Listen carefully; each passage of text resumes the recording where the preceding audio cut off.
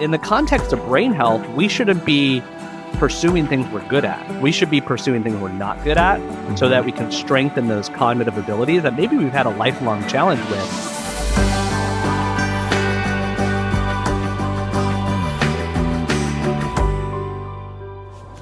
Hi, welcome to Resonate, Conversations and Life Lessons from Rancho La Puerta. I'm your host, Barry. You know, when you ask people what are some of their greatest fears, public speaking is always on the top of the list, or at least close to the top of the list. But as we get older, people fear cognitive decline. I know personally, I get frustrated when I can't remember the name of a movie, a song, an actor, or even a person's name. Or if I walk into a room and I can't remember why I walked into the room, I think, am I losing it? Or is this normal behavior? My guest today is all about brain health. His name is Ryan Glatt, and he works at the Pacific Neuroscience Institute in Santa Barbara, where he educates and trains people about their brain health. Ryan started as a personal trainer, and he got super interested in the connection between exercise and cognitive ability and brain health. So interested that he pursued a master's in neuroscience. And now he spends his time educating his clients and the general population about how to slow down cognitive decline. I'm excited about today's interview.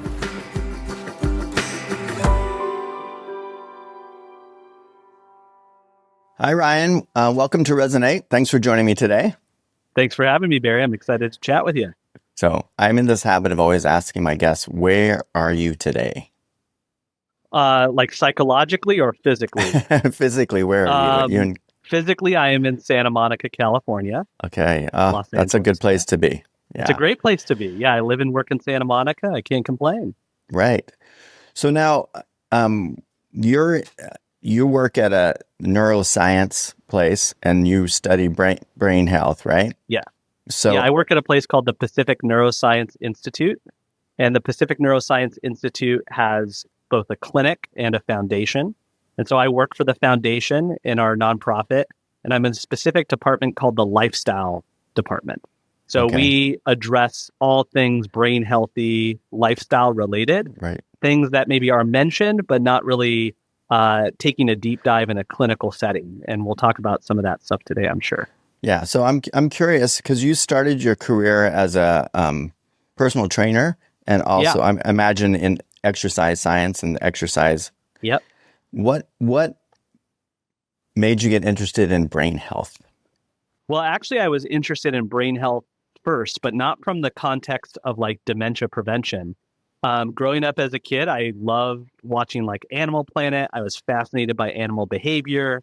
And in my hometown of Moorpark, California, which is in like Ventura County, just outside of LA, at Moorpark College, which is a community college, they had the only community college-based teaching zoo where you learn how to train exotic animals and study behavior. So that was my goal. And I kind of pivoted when I got into college based on my own weight loss journey, seeing my mother go through a leg amputation and learn how to use a prosthetic limb and things like that. So I was very kind of inspired to go towards fitness and physical therapy. So I kind of went down that exercise science track. And I'm quite ADHD, so I got bored. So then I went into massage therapy, rolfing, body work, burned out on that pretty quickly, got very interested in behavior change, specifically how can individuals change their behavior. So I was doing either fitness or body work interventions whereby people were coming to me and presenting with issues that many of the time were like as the result of certain behaviors that were not great, which is true for all of us in many ways, right? So I was like, well, how can I get them to do their homework? How can I help them sleep better? And so that led me down the behavior change journey. And then I just really wanted to feel a sense of accomplishment and fulfillment in working with people at a deeper level. And what I mean by that is I thought it was great to get people out of pain. I thought it was great to help people move better. But on one hand, I was working with individuals, training them to be able to physically play with their grandkids. But I felt it was more impactful to train them to remember their grandkids' names. And so that was the thing. I'm like, both are great goals. But I was really drawn to this idea of like mental and cognitive independence in addition to the physical independence. I just saw that nobody was talking about that. And creating interventions and services for that. And I was really interested in serving people as a health and fitness professional from that angle. Right. And then you went on to get a master's degree. Is that correct? Yeah. So while I was and am working at Pacific Neuroscience Institute, my interest in neuroscience is what got me here. And working with special populations like children on the spectrum, people with Parkinson's disease, early stage dementia. But I wanted to learn more, and I wanted to be credible as a person talking about brain health. We live in a time where information is everywhere, and it's important to make sure that information is accurate, especially when we are dealing with people's brains. I feel a sense of responsibility to be skeptical and be research literate, and so I got a master's in applied neuroscience from King's College of London online while working full time. That's awesome. So yeah. I just read something in your bio that what is Dance Revolution, and how did that help you come out of your shell? I read. Yeah. So it's kind of interesting. It's similar to your story in that you started in dance, except yours was in the real world and more like a normal human being. Mine is, I was born in 91 and I'm a video game nerd. And when I was a kid, I was very overweight, and I also suffered from a traumatic brain injury, which was one of the other reasons that I was very interested in neuroscience, is my own brain health recovery journey. And so I was both overweight and struggling in school and socialization more than I do now. And I had the PlayStation 2, and there was this game called Dance Revolution. I'm sure many people have heard of it. It was very popular in the 90s, and it's a Japanese dancing game that was developed by a video game company called Konami, where you have a pad or a floor mat with an arrow on the pointing up, down, left, and right, and you're stepping on the arrows in coordination with the music. And there's different levels of difficulty. And so I would play this thing religiously, and I played it. So I was already playing a lot of video games, but it made more sense that it was valuable when I was doing it in the context of physical activity. And so these are called exergames or active video games. People also might remember the Nintendo Wii, like Wii Sports and stuff like that. That was around the early 2000s. And that brought a lot of generations together. And those are just two examples of exergames. So through my own journey, I lost about 30 pounds. I improved my brain health. I went from a C student to an A- or B+ student. I started becoming more social. It got me into the gym. This video game really changed my life. And so it wasn't until later in my career that I wanted to really integrate exercise science, neuroscience, and gaming. But that's kind of what I'm doing now. And I help facilitate these games that are physically active to both brain and body, both with and without technology. So it's sort of one of my specialties now. So is that what you refer to when you say dual tasking? Yeah. So exergaming is described as anything that's a video game with physical activity. And dual tasking is kind of like the idea of doing the same thing, but without an actual video game. Okay. So a common example is marching in place or balancing or walking while naming animals or words that start with a particular letter, or doing some kind of manual task like throwing and catching a ball. And so dual task training is another type of exercise that research has really found can improve cognition. And exergaming has aspects of dual task training. Yoga and dance and any neuromotor activity has dual tasking in it.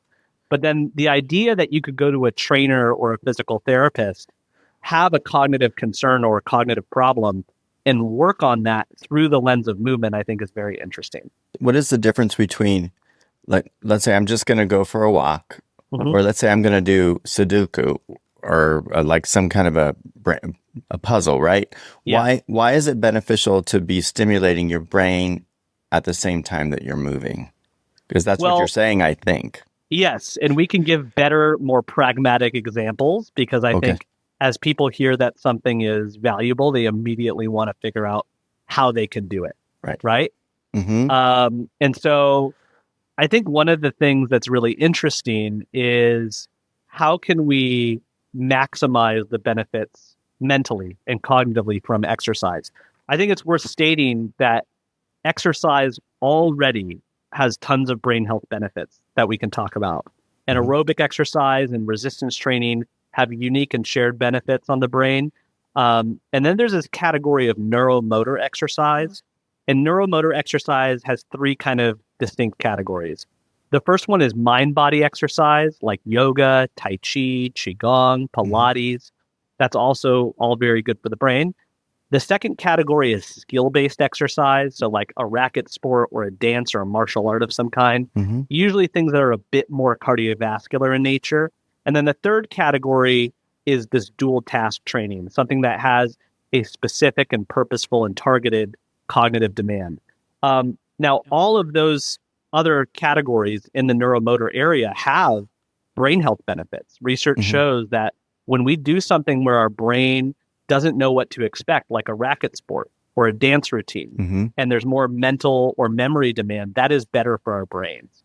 But sometimes we might be working on balance or other aspects of fitness, and we're not necessarily playing a sport, but we want to get those cognitive benefits, integrating a cognitive demand, like counting in a certain way or subtracting or naming things or memorizing certain sequences, just in the context of like a general fitness class or session, can also be beneficial.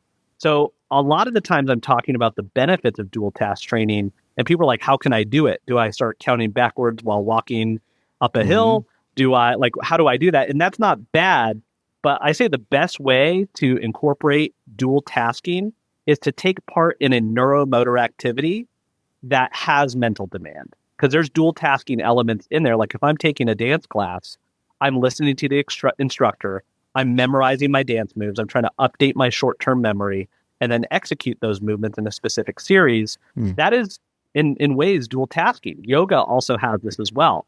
So I often say don't get too overthought about, which animals do I name while walking in what direction. That's a little in the weeds for people. But I think the best thing to do is taking part in a neuromotor activity that maybe you're not good at. Like I avoid dance, not just because I'm physically awkward, but because that short-term memory demand.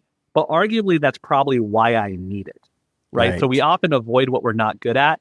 But in the context of brain health, we shouldn't be pursuing things we're good at. We should be pursuing things we're not good at so that we can strengthen those cognitive abilities that maybe we've had a lifelong challenge with, but start to improve those right away. And hopefully for the rest of your life. Why is it actually beneficial, though, to be exercising or moving while you're challenging your brain? Some people theorize that we actually evolved this way. Like there's this thing called the evolutionary model of the adaptive capacity theory, which is the adaptive capacity model is it's kind of got a fancy name, but basically we evolved as like cave people to do mental and physical activity at the same time.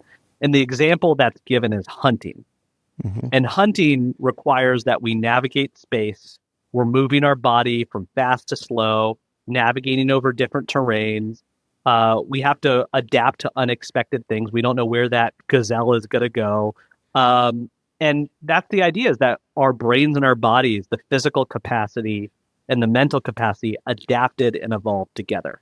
And then as we build society, what do? We separate physical and mental. We do mental stuff sitting down, and we do physical stuff in this isolated, reproducible way of exercise machines, none of which is bad. And if we're trying to learn in an academic setting, it's good that you're focused. If we're trying to exercise, it's good it's repeatable, scalable, measurable. But we kind of got away from that integrated aspect of mental and physical movement. But certain things like sports and dance, which have been part of human history since the beginning, all have that. So the way we think about fitness is kind of in this isolationist approach.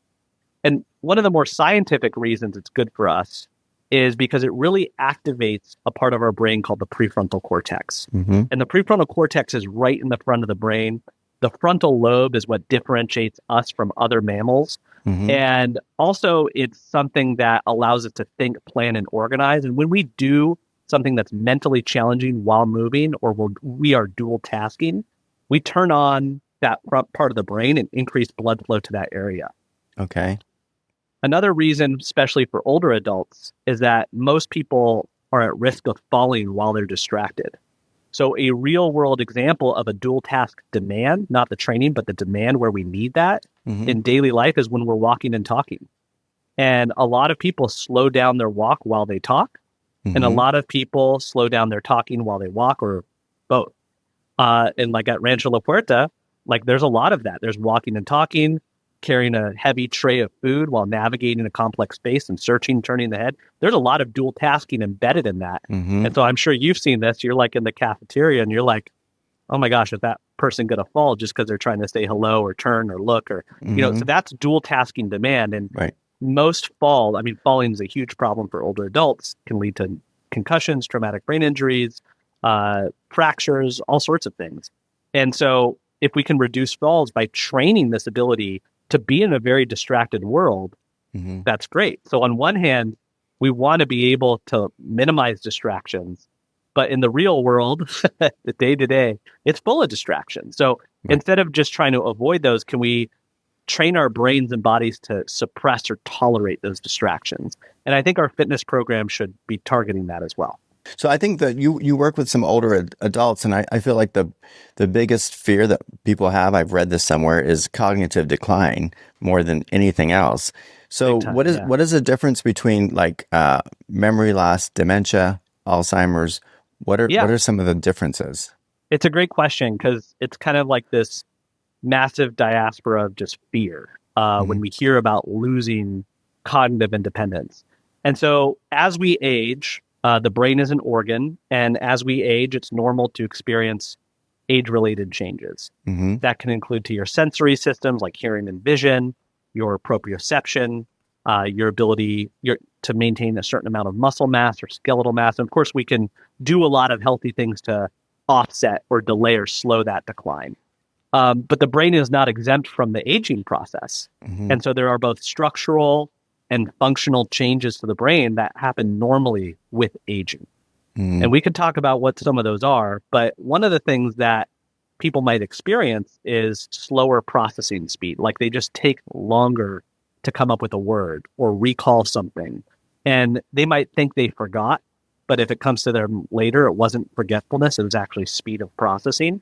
But speed of processing can be, to a degree, slight changes or decrements over time of, over years, really, not months, can be normal with aging. Just like walking slower can be. But it doesn't mean that it has to be, because we can do things to offset, delay, or slow that process.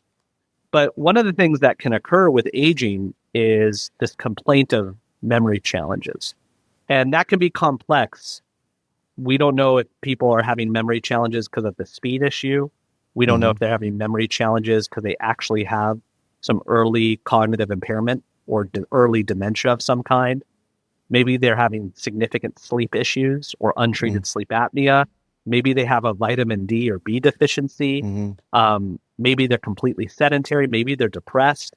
Maybe they're dehydrated. There's all sorts of things that memory issues can come from. And so the first thing is to understand that instead of trying to self-solve or figure that on a podcast, is to talk to your doctor or a person's doctor and get a referral to a neurologist, if it's appropriate, to get a baseline of brain health. Is what you're experiencing normal? Is it not normal? Do we need to diagnose you? Do we need to intervene? What's going on there? And most people don't do that. Like everyone gets a colonoscopy, right? But not everyone gets, as Dr. Dale Bredesen calls, a cognoscopy. Actually just checking out the brain. And understandably, people are really afraid to do that. Like most people don't want to do that. But I always say, we're not going to a clinic for a good time. Usually we're going there to evaluate risk and treat it, right? So to answer your question, how do we differentiate what's normal and not normal? If you walk into another room and you forgot why you walked into that room, that's a pretty universal phenomenon. That's probably inattention. If you forget someone's name, that's also kind of a universal phenomenon. If you maybe forgot to pay a bill once and it's kind of not normal and you're really hard on yourself, oh my God, what's wrong with me? That can probably be normal, right? If it's repeated and it's getting worse and it's markedly worse than before, and then there could be an issue. But also a lot of changes in the brain don't start showing any kind of symptoms till years later. So we could be having age-related changes in our brain and we don't feel any symptoms. And furthermore, we don't have the level of observation that can really show like, oh, today I have a 3% decrease in my processing speed. We don't really have that ability. It's kind of our subjective awareness. So some people are also hyper anxious about their memory. Oh, I forget one person's name. Oh, I'm so stupid. Oh, my memory's going. And some people are completely ignorant where they actually have early dementia and have not been diagnosed. And maybe they didn't know to. So there's a whole spectrum of awareness. But yeah, memory and cognition can be kind of complex. But I always say, like, let's not guess and let's not wait and find out. Let's just go see a doctor and get an evaluation of some kind. Well, so if you go have your brain evaluated, let's say, right, as like you get a colonoscopy. Well, when you get a colonoscopy, if you have polyps, they're going to remove them. Right. What happens if you have cognitive decline or something that they find in your brain? There's not like a medicine they can't go in there and zap you? Well, yes and no. So it actually depends. And there is actually a lot of zapping going on nowadays. And there's certain drugs that can slow down decline in certain stages depending on the pathology. So to answer your earlier question, like what's the difference between like Alzheimer's and dementia and normal age-related decline? So Alzheimer's disease is a disease that's sort of hallmarked by the accumulation of amyloid plaque in the brain, which is a protein that causes tangles and disrupts neuronal function, things like that. And basically, if you have a certain level of amyloid in your brain, as indicated by a PET scan, you can get a diagnosis of Alzheimer's disease. And now there's genetic tests to look at genetic risk factors for Alzheimer's. If one or both of your parents had it, there could be different risk levels associated with that. There's blood tests that have been correlated with the PET scan now. There's all sorts of ways of getting a diagnosis of Alzheimer's disease. Part of that also includes an MRI of the brain, might include cognitive testing with a neuropsychologist, but it needs to be evaluated by a neurologist to identify if they have Alzheimer's disease. If you have Alzheimer's disease, it doesn't mean you have dementia. Dementia is an umbrella term defined as cognitive impairment that's severe enough to interfere with everyday activities. So there's normal aging and cognition. There's a mid-stage between normal and dementia called mild cognitive impairment, or MCI. And that MCI could be due to probable or actual Alzheimer's disease. It could be due to vascular dementia or vascular disease. And then there's the dementia category. There's over 200 types of dementias. Lewy body dementia, vascular dementia, Alzheimer's dementia, mixed dementia, LATE or late. There's all sorts of different types. And dementia is just that umbrella term, though, that is cognitive impairment where you can't bathe, dress, feed, transport, manage finances. One or more of your daily activities is not able to be accomplished. But a lot of people are in this MCI stage, and not every MCI case will convert to dementia, but there's a faster than normal sort of conversion or risk, if you will. And people who get diagnosed with MCI are rightfully pretty freaked out. They do not, because they know that there's cognitive impairment that's diagnosable and there's a risk of converting to dementia. And so there is no more motivation than that fear motivation. And so all the things that a healthy person can do to prevent dementia are almost the same things that a person with MCI can do to prevent or slow that conversion or delay that conversion to dementia. And it's all the healthy lifestyle factors. And so the good news is there is a lot that can be done. The bad news is it requires consistent multimodal behavior change. And there's not a lot of resources out there for individuals and families. Luckily, we have podcasts and we have videos and we have courses and, it is becoming more available. But I would say it's challenging for people to get hit with a diagnosis and then be like, oh, just change your sleep, change your exercise, change your nutrition, do more cognitive training, things like that, right? So that's what's required. And typically when individuals get diagnosed with MCI, that's what they'll come to see me for, is what that should they be doing. And usually it's things they should have been doing years and years before. Right. But they just weren't taking care of themselves, or they had an elevated set of risk factors. there could be a whole host of reasons they got slapped with that diagnosis. So I think I heard or read somewhere, who knows, but that Alzheimer's is more something that's more hereditary, where dementia is something that lifestyle can have a more positive effect on. Is that true? It's not untrue, but the risk of Alzheimer's is increased when there is a genetic risk from, if your mom or dad had Alzheimer's disease, the likelihood that you will get it increases. And it's specifically if you have a genetic marker. There's the ApoE3 and ApoE4 genotypes, and you can have a 3-3, a 3-4, a 4-4. There's different kind of configurations, and depending on the configuration, your risk profile will change. So the likelihood or the risk factor associated with getting Alzheimer's might increase with a certain genetic profile. Right. But people who don't have the gene might still get it. Right. You can still get Alzheimer's even without the genetic risk. Or if you do have genetic risk, you're at more risk. I know that sounds redundant. And therefore, the lifestyle factors that you need to change let me put it this way.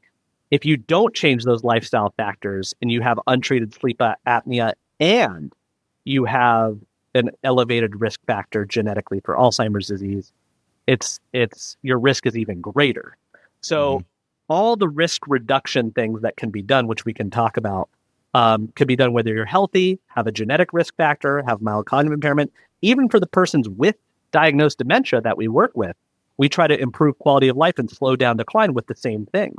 Exercise is going to be good for any of those stages. Sleeping well is going to be good for any of those stages. Stimulating the brain and socializing, it's good for everybody. Right. But dementia and Alzheimer's can both be to a certain level preventable at a population health level with the same interventions that are like non-pharmacological and lifestyle related. But there are some pharmacological advances being made. So, for example, something that's been in the news is these anti-amyloid drugs for treatment of early Alzheimer's disease. That's delivered by an infusion, and there's other drugs to help manage that process as well. Hi, I'm Debbie Lane. I'm from Florida. I've been coming to the ranch now. This will be my 26th year, but it's my 37th trip. I first came because one of my partners, who had 3 young children and a profession and a husband who was professional, told me one day she was going to the ranch. And she'd been coming for, at the time, like 40 years.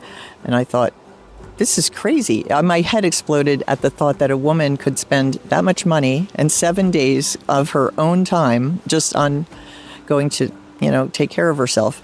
And she said something about when she comes home, nothing ever bothers her. And at the time, I was fairly stressed. So I got on a plane and flew across the country and took a leap of faith. It was amazing. It was transformational. And by the end of the week, I felt like I could hear myself think. I had a lot of clarity about all of the things that were stressing me out. Physically, I felt better. And I vowed to keep coming back year after year. I made the mistake of not rebooking that year. And so I looked up and down the East Coast for other options because it is a schlep. And what I found is if I don't rebook when I'm leaving, it gets lost. Over the years, all of my closest friends have come from weeks at the ranch. I think for the first 15 years, I came by myself on purpose. And then I started branching out and meeting people. Some of the most interesting, fun, open-minded friends that I have came from here. So I am grateful every day. It's the gift that gives basically year-round. And I can't say enough about it. It's basically, it has a soul of its own. And I call it the Ranch family. So thanks. Thanks, Ranch. I hope you're enjoying today's podcast as much as I am. To learn more about our wonderful presenters and exciting weeks coming up at the ranch, go to rancholaporta.com and check out our events calendar. Make sure to mention the podcast when making your reservation to take advantage of a special offer. Some restrictions may apply. let's talk about what are some of the healthy lifestyle things that people can start doing right now if they have, well, everyone should do anyways, but what are some specific ones or things or certain things to avoid, maybe even? Yeah, that's a good point, because there's things that we want to do more of and things we want to do less of. So there was this group called the Lancet Commission for Dementia Prevention and Brain Health. And I believe in 2024, they met and reviewed all the research and found all these risk factors. And many of them are not surprising. And the people probably listening to this podcast or who go to Rancho La Puerta, they're probably not really experiencing too many of these risk factors. So like smoking, obesity, untreated diabetes, untreated vision and hearing loss. That's actually a really common one, is a lot of people just don't have up-to-date hearing tests or vision tests. I recommend people get it once a year. A lot of people just get a pair of readers and say, oh, I'm good. But untreated vision and hearing loss are big risk factors for dementia. And why are those risk factors for dementia? A couple of reasons. There's something called the sensory deprivation hypothesis, that if we're getting less information through eyes and or ears, we're not stimulating the brain as much. Okay. Another reason might be individuals who don't perceive the world as sharply have a little bit more withdrawal. So especially like at Rancho, like really noisy cafeteria, people have trouble hearing. They might talk less because it's overwhelming or they don't feel they can keep up. That could be normal age-related sensory impairment, but also it could be treatable. I met several people there who didn't even know how to use their hearing aids, things like that. So the information coming in, the interaction, brains not being stimulated. Also, it increases the risk of falls because we can't, scan or take in information from the environment enough. So those are some reasons. Other dementia risk factors include exposure to certain levels of pollution, having untreated sleep apnea, having untreated depression, having untreated cardiovascular issues like high blood pressure or high cholesterol levels. All those things that are kind of basic primary care level things that are still very important to address. We shouldn't overlook them. Those are the main kind of like dementia risk factors that we should avoid. How about, what about marijuana, alcohol? Yeah. Alcohol is another one that, excessive alcohol consumption is something that can significantly increase the risk of dementia, as well as excessive marijuana usage. How much is excessive? Yeah, I can't really speak to that. That's not my expertise. But let me just say, both from a personal and professional bias, probably less is more of both of those things. Right. I think, social drinking and casual marijuana usage, especially to treat sleep issues, and maybe it's kind of like a Band-Aid.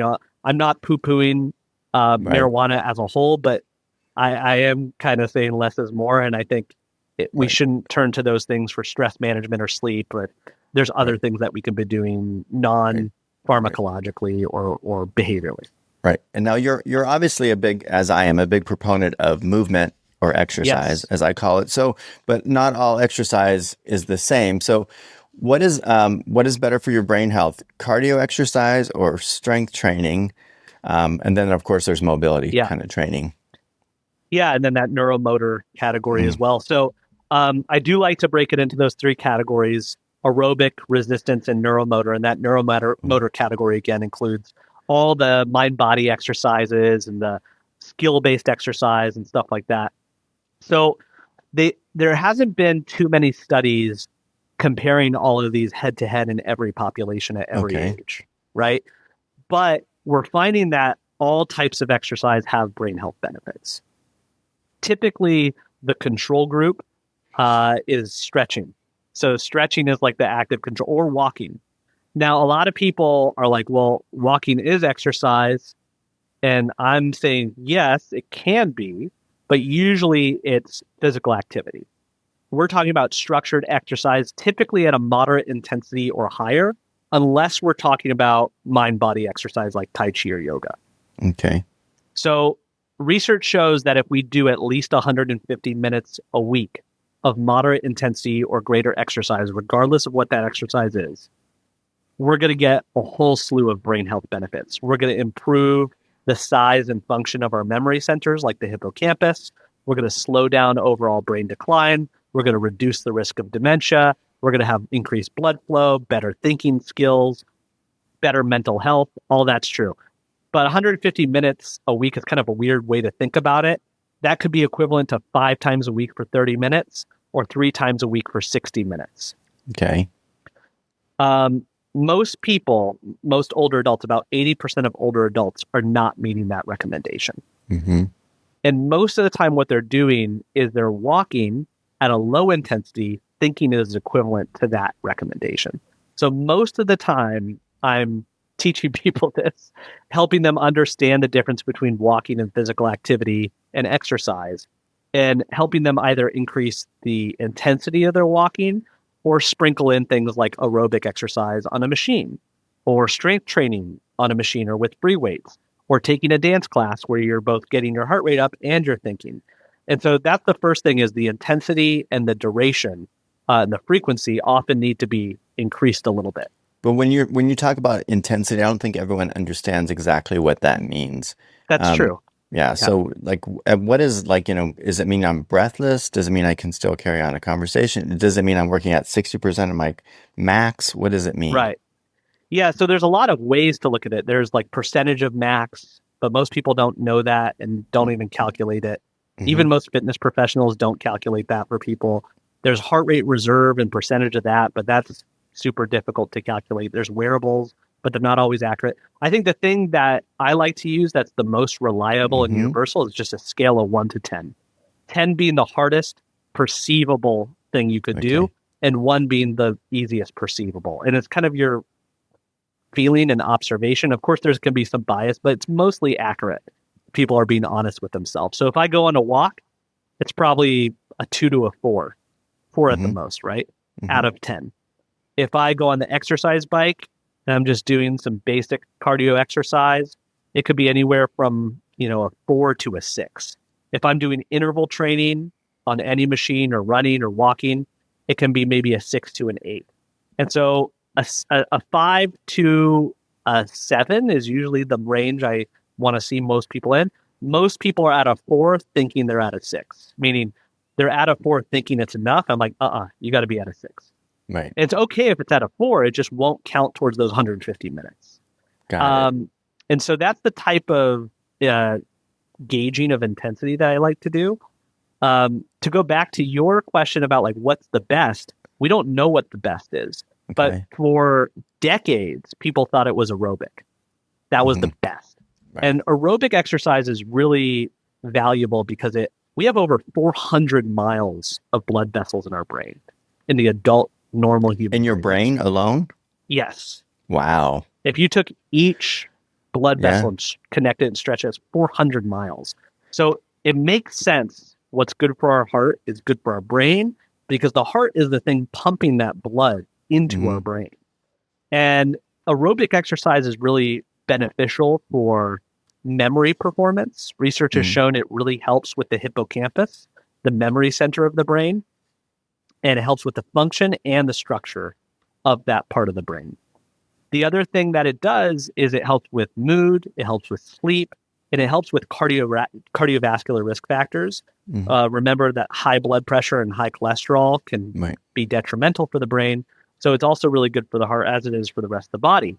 But the problem is that aerobic exercise alone doesn't address a lot of those really important aspects of aging that are also occurring, like muscle mass. We lose muscle as we age. We lose skeletal mass as we age. And the one thing that can really address that is strength training. And strength training is one of the most evidence-based approaches to staving off muscle and bone mass decline. But it also is getting a lot more research and being really good for the brain. And whereas aerobic training can be really good for the hippocampus, resistance training seems to really benefit the frontal lobes. It's not that aerobic exercise doesn't, and it's not that resistance training doesn't affect the hippocampus, but it's more emphasized. And it really improves our frontal lobe's ability to process and plan and organize and pay attention. And it also helps maintain that muscle mass. And it sends these growth factors across the blood-brain barrier. So when I contract skeletal muscle tissue, and I'm creating a little bit of micro damage from doing a lot of volume, it will release this growth factor called irisin, and it's named Iris, or named after Iris, the messenger to the gods, because it will cross the blood-brain barrier and go from the muscle to the brain. And that's only possible with resistance training that's intense enough. I'm not talking about just body weight. I'm talking about like lifting weights. Right. And so more and more research is coming out showing that in some head-to-head comparisons, resistance training seems to have superior cognitive benefits than just aerobic exercise alone. But there's more cognitive benefits when you do them both together, meaning Monday, Wednesday, Friday, I'll do aerobic, and Tuesday, Thursday, I'll do resistance. That's better than just picking one. Right. Or if I'm going to go to the gym for an hour, I'll do 30 minutes aerobic, 30 minutes resistance. I got both. Right. Or I'll do 30 to 60 minutes of resistance training. I'll do it in an interval style so my heart rate is up while I'm doing it. That counts too. So now you're hitting two birds with one stone. But we can't forget, like if we're just doing machines and free weights, we can't forget we need some kind of, at least twice a week, some kind of activity that's really challenging our brain.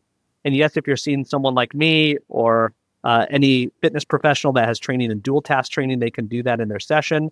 Or if you play an exer game, that's great too. But most practically, it's going to be some kind of dance, sport, or martial art, or a mind-body exercise that is cognitively demanding. Like I have a client that loves Tai Chi, and I love Tai Chi, but she finds it really difficult to recall the movements. So I say, don't just follow along at home. Also try to recall the movements because you're challenging your visuospatial memory. Or there's people I'll work with that have issues with reaction time and impulse control. And therefore, maybe table tennis is a really good suggestion for them. So the best possible exercise program for your brain is not just one of the modalities. It's what's called a multimodal exercise program, meaning we do more than one type. Just kind of like how a diet has variety to it and different components. It's not just the blueberries that will make you healthy. It's everything in combination. So I think people are starting to understand that concept now, and we're past the clickbait era of like, this one thing will change your life. It's like, yeah, maybe, but it's really the things in combination that make the biggest difference for our brain health. Yeah. This morning I did cardio and lifted weights. And so far, this entire 45 minutes, I remember your name is Ryan. So I'm doing. And we're doing pretty good. I mean, we're doing anecdotally, really that speaks good to itself, right? So I mean, that's as much evidence as you need. Is there one common myth about brain health that you would like to bust? I think one of the things that I often talk about that I still think people believe is I don't think people are using the same terminology of you can't teach an old dog new tricks. But I think that's an ageist statement. I think agree. a better statement is it might be harder, but it's still possible. Just like it's harder to gain muscle mass with age than when you were younger. Right. I'm 34. I feel like it's harder for me to gain muscle mass than like 4 years ago or last year, right? So like I feel that already. I'm only 34, but like aging is very real. Right. But I do think that people still have this, they're more ageist against themselves, that they think they can't do better, that they think they cannot adapt, that they've done something this way their whole life or avoided something their whole life. And they've lived this long, so why do they need it, right? Right. And I find that most of the time, when I boil it down, my work is just pushing older adults and encouraging older adults to do newer things that are more challenging, that they've never done before because they didn't think they'd be good at it. And that's why we're doing it, is because we're not good at it now. The reason's changing. We're not trying to be good in school. We're not trying to compete. We're not trying to elevate our career. We're trying to challenge our brains. I feel like everyone should do that. I feel like we should all be doing things that we're not good at. And societally, we've been told to only pursue our strengths, right? I think that leads to limitations or cognitive deficits later in life that could have maybe been prevented, or those abilities could have been maintained. So I think the biggest myth is you can't teach an old dog new tricks, because you can. And it just might take a little bit longer, or it might be more frustrating, or we have to change the reason why we're doing it. That's probably the biggest one. There's other ones like, we can't create new neurons in the adult human brain, or that we can create new neurons across the whole human brain. That's another myth. A lot of people talk about neuroplasticity, Yes. which is the brain's ability to change in response to experiences. But there's actually two types of neuroplasticity, and people get them mixed up a lot. The first one is structural neuroplasticity, where we are creating a new brain cell in a certain area of the brain. But in the adult human brain, that's only been confirmed in two areas: the hippocampus, specifically the dentate gyrus of the memory centers of the hippocampus, and the olfactory bulb responsible for smell, which is why people lost their sense of smell with COVID and then are gaining it back. It's because of new neurons in that area. But most of the time, when we're talking about brain change or neuroplasticity, it's not that we're creating new neurons all the time all over the brain. It's that we're actually changing the functional ability, the activity and the efficiency of the electricity across the brain. It's becoming more efficient, but the structure might stay the same. So those are maybe two different myths that I'm often dispelling. Well, those are great. So, gosh, I've been talking to you for almost an hour. So I appreciate you taking the time to talk to us. And I always look forward to when you make it to the ranch to do presentations and enjoy that a lot. So I think in closing, I think we should it's what my takeaway is: it doesn't matter what age you are, start now and keep doing it. Right? Absolutely. Yeah. Well summarized. Thank you, Ryan. And I will see you back at Rancho La Puerta, I hope, in this soon, and enjoy the rest of your day. Today, Ryan emphasized something that I've always suspected, and that is what's good for our body, exercise-wise, is also good for our brain. He took it a step further, talking about not all exercise is the same or equal. The best kind of exercise you can do is to stimulate your body at the same time you stimulate your brain. He gave an example about a dance class, because not only you're working out and using your body, at the same time you're learning the choreography. And so that stimulates your mind, at the same time it stimulates your brain, and that is considered a win-win. He also said that the research is showing that strength training is just as important as cardio training. So if you can do both, that's a win-win. He pointed out that you needed to do about 150 minutes of exercise per week, or 30 minutes a day, 5 times a week, which seems really doable to most people. He also pointed out some do's and don'ts. One of the things that you really have to pay attention to is taking care of your physical health. So keeping your cholesterol in check, your blood sugar down, your weight at a healthy level, all those things are good for your brain. He pointed out 2 things that I hadn't even thought of, is as we start to have trouble with our hearing or our sight, those things can make us pull back from cognitive activities and have a decline in cognitive. So take care of your physical health, and you'll also be taking care of your brain. The good news is you're never too young or too old to start taking care of your cognitive health and your brain health. Until next time, I'm wishing you lots of challenge for your brain, lots of working out, and a healthy, happy new year.